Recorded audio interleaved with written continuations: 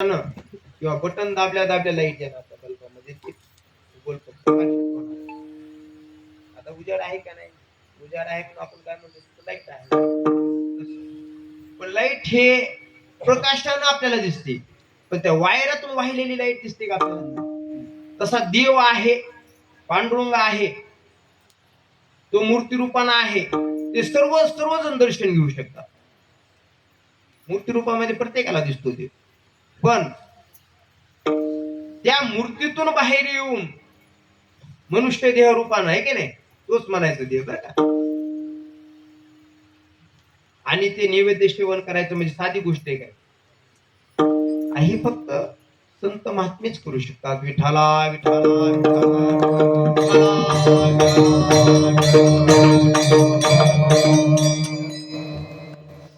आणि मग नामदेव महाराज सांगितलं, देवा म्हणले पटकन म्हणले हे नैवेद्याचं सेवन करा म्हणले. नाही केलं तर बघा म्हणले, आता बघा देवाला आता दाब टाकायला चालू केला नामदेव महाराज देवाला. कारण तुका म्हणे पतिव्रतांतीची देवावरी सत्ता, भक्ताची सत्ता देवावर असते. ऐकावंच लागते देवाला. आणि मग म्हणल्यानंतर जेव्हा पांडुरंगानं परत आणखी एकदा नैवेद्य खायला चालू केलं का नाही, बघायला तिकडं माता पिता नामदेव महाराज बाहेर. आश्चर्य वाटलं त्यांना, आश्चर्य. आपण म्हणले म्हातारे वृद्धावस्थेला पोहोचलो, आतापर्यंत आपल्या हातून खाल्ला नाही निवत पांडुरंगानं, आणि आपलंच पोटचं असणार पोर याच्या हातून नैवेद्य खाल्ला पांडुरंगानं. काय म्हणले भाग्य, म्हणले समाधान वाटलं, कृतकृत्य झाल्यासारखं वाटलं त्या आई वडिलांना. विठाला विठाला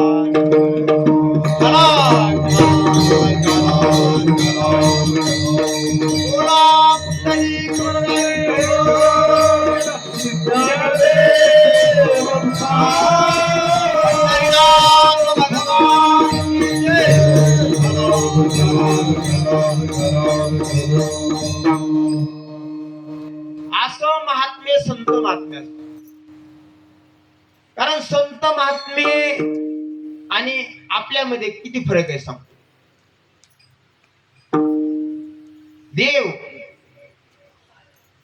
देवाला आणावं लागतं.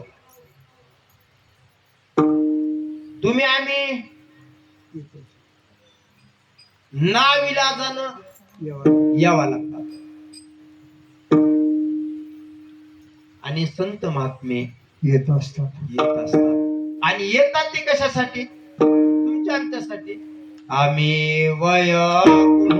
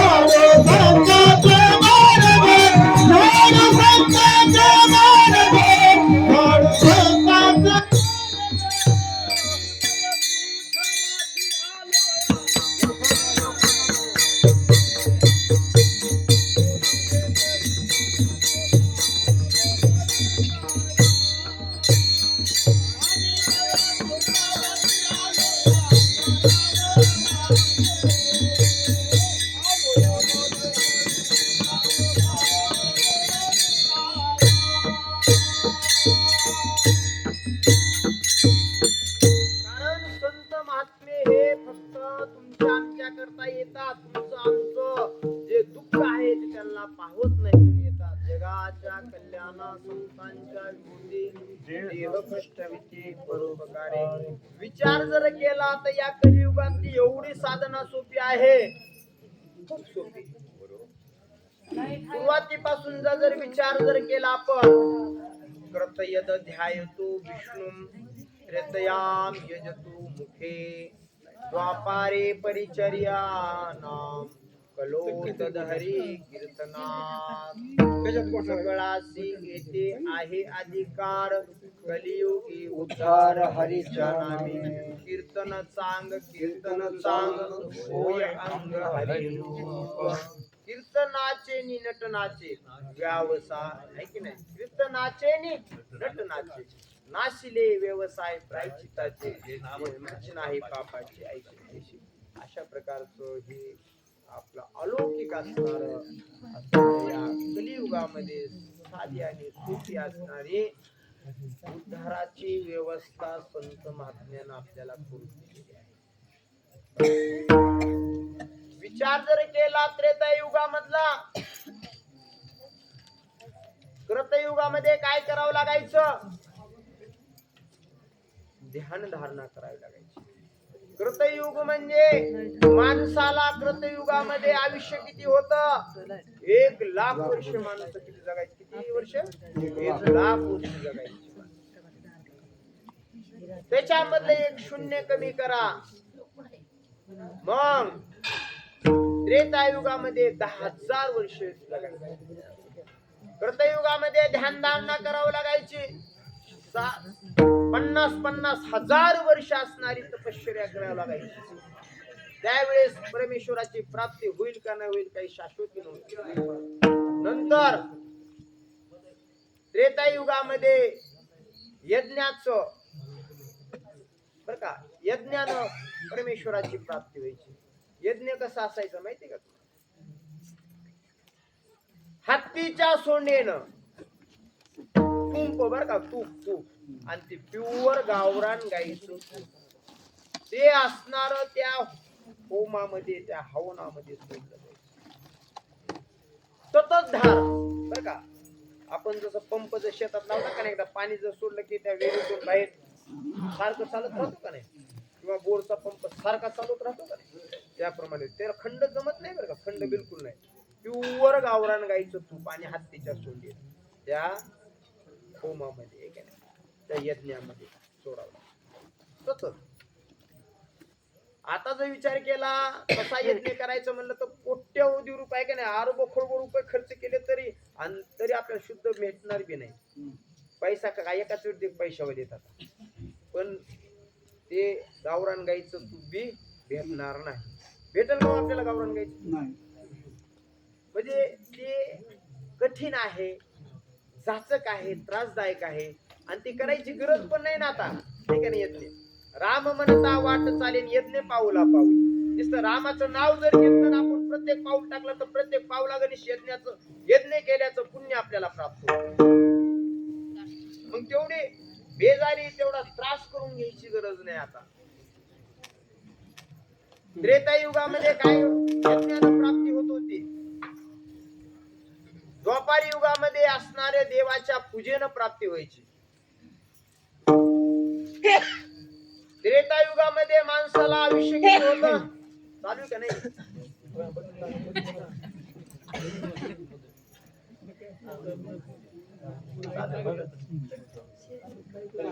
मशीन चालू करा माईक.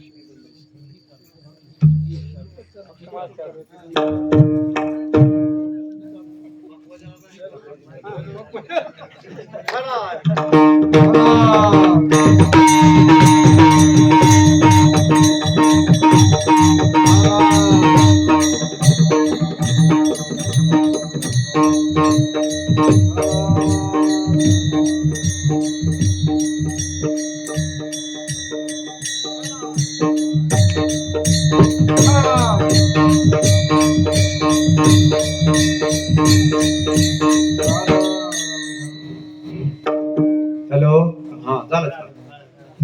तर त्रेतायुगामध्ये 10,000 वर्ष मानवाचं आयुष्य होतं. त्याच्यामधलं एक शून्य कमी करा आणि द्वापार युगामध्ये 1000 वर्ष आयुष्य माणसाला. आणि देवाची जर प्राप्ती करून घेण्यासाठी काय साधन करावं लागायचं तर फक्त पूजा करायची. पूजा केली की भगवत प्राप्ती.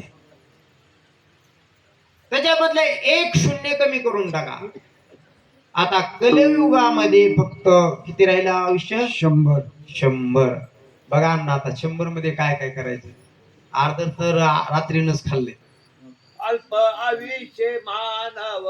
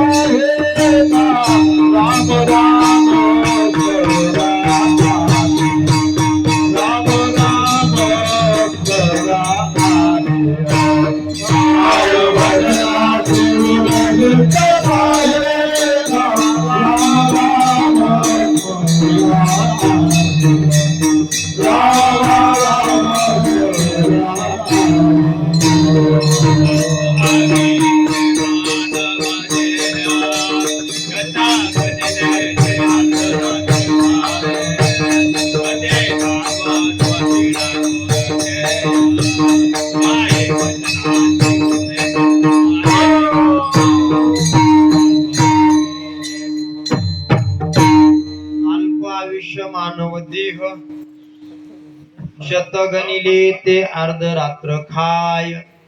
मध्ये बालत्व पिळा रोगक्षय काय भजनासी उरले ते पाहेगा. बघा 100 वर्ष आपल्याला भेटले रे. 100 फक्त 100. याच्यामधून अर्ध झोप घेतात का नाही श्रोते मंडळी? झोप घेतात का नाही?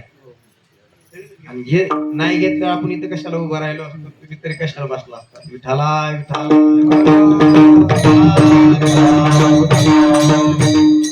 म्हणजे 100% जे आहे ते आपण त्याच्यामधले 50% आपण झोपीसाठी दिलं आणि 50% आता परमार्थाला द्यायचंय.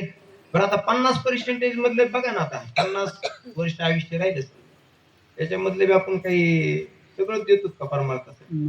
मध्ये बालत्व पीडा हे अनेक प्रकारची व्याधी असतात.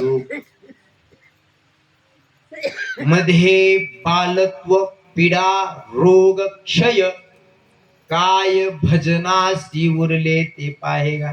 किती राहिले आता शिल्लक बघा. आणि आपण जर समजा सप्ताह जरी म्हटला अखंड हरिनाम सप्ताह, या सप्त्यामध्ये 7 दिवस जर आपण सारखी सेवा केली की वाटतं कायच केलं की आपण किती देवाची सेवा केली की असं वाटतं. काही विचारलं कोणाचा पाहुण्याचा वगैरे फोन आला की तुम्ही आमच्याकडे येईच ना. काय सांगावं, आमच्या गावामध्ये सप्ताह चालू आहे धावडीला. दररोज आम्ही काय सांगावं, सकाळी पहाटे 5 वाजेपासून ते संध्याकाळी 5 वाजेपर्यंत आम्ही उभेच असतो.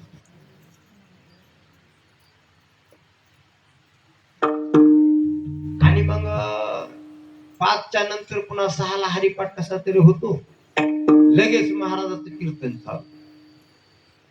पुन्हा 9 ते 11 कीर्तन झालं की लगेच जागर असतो. झोपच नाही. म्हणजे हे 8 दिवस एवढे थोडे कष्टाचे जर काढले तर येतो काय वाटतो एक वजच म्हणायचं. असं म्हणत नाही की बाबा आपल्याला घडती सेवा 8 दिवस आहे हा अखंड हरिनाम सप्ताह ही जेवढीच परमेश्वर सेवा असं असं म्हणत नाही. हे म्हणजे काय सांगावं तुम्हाला, पाहुणे रावळ्याला असत. पाहुणे रावळे म्हणतात हो बरोबर आहे बरोबर आहे खरे. माझं म्हणणं काय, मन मोठं करा. तुम्ही सगळे माझे मायबापच आहात, मी वेगळं समजत नाही. पिता तुल्य आणि मातृतुल्य असणारे तुम्ही सर्वजण आहात, म्हणून मी एक लढीवाळपणानं बोलतोय, राग मान. हे पुन्हा पुन्हा नाही बघा, फक्त 365 दिवसातून हे